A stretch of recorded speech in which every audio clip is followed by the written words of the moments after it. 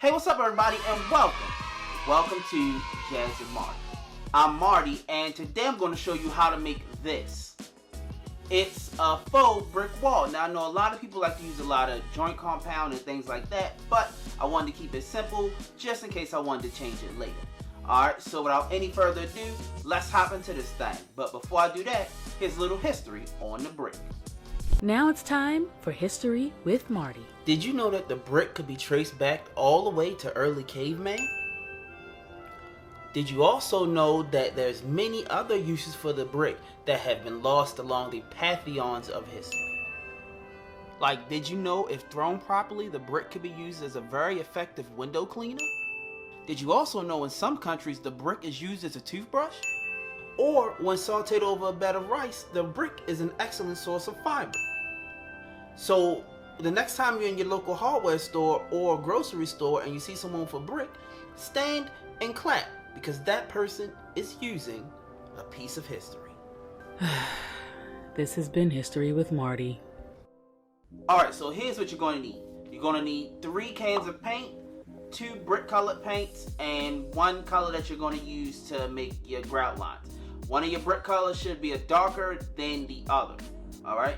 Next, you're going to need scissors, razor blade, 1/2-inch painter's tape. You're also going to need a C-sponge and all of the tools that you use to paint a wall with, you know, a roller, a brush, things like that. Alright? Now, step 1, you want to paint your wall the grout color. I'm going to insert a picture right here. Make sure you use some of your tape to, you know, mark out the areas that you don't want to get painted. Okay, next you want to take your tape and you want to start making your grout lines. You want to make sure your grout lines are 2 inches apart across the entire wall. Alright, and when you finish, you should have something that looks like this.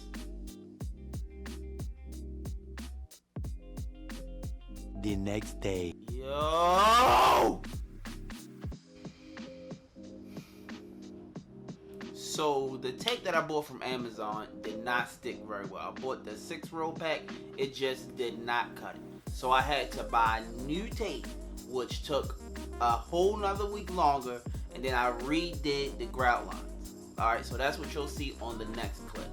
Alright, but to clear something up about the brick. The brick is 8 inches long and 2 inches high. That's why we did the grout lines 2 inches apart. So now all you want to do is make a line, go 8 inches, and then make another line. On the next row underneath, you want to start 3 inches from the first line that you made, make your line, and then go 8 inches and then make another line. Alright, and that's your pattern for the entire wall. But I'll show you in more depth on the next clip. Alright, so continuing with our grout lines, here's what I did. Okay, so let's assume that this is the beginning of your wall, right? Alright, you want to put a piece of tape down, and I measured about 3 inches. I used my fingers, but this is about 3 inches. So you put a piece of tape down here, then you'll put another piece of tape down 3 inches on your next, you know, line. Then you'll put another piece here, then you'll put another piece here. And then you'll follow that pattern throughout the whole wall, making sure that this is 2 inches high and this is 8 inches apart. Alright? And when you finish, you should have something that looks like this. Okay, next you want to take your darkest brick color and you want to paint your wall. Alright, and when you finish, you should have something that looks like this. Okay, next you want to take your lighter brick color and you want to get your C-sponge, wet a little bit, and then dip it into your paint. Then you want to come over here to the wall and you want to just dab it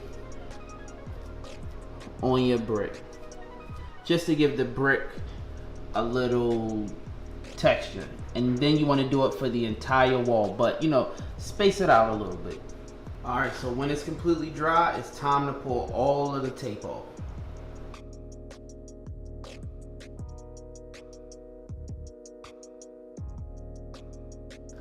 Alright, and when you're done, you should have something that looks like this. Didn't turn out too bad. Alright y'all, make sure you like this video, share and subscribe, and head over to the Jazz and Marty Facebook page where we always posting updates on DIY and craft videos. And like that, this will be the end.